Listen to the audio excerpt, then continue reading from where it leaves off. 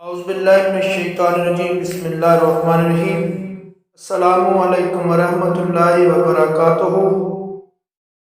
قرآن مجید پڑھنے والے کے لیے اللہ کا اہتمام۔ ایک صحابی نے سورہ کہف کی قرأت کی۔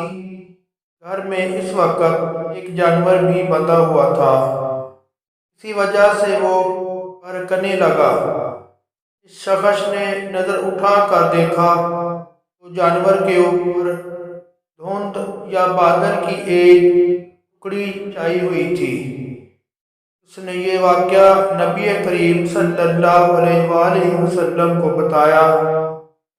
آپ نے فرمایا، اے شخص، پڑھتے رہا کرو، یہ تو سکنیت تھی جو قرآن کی وجہ سے نازل ہوئی۔ صحیح مسلم 795۔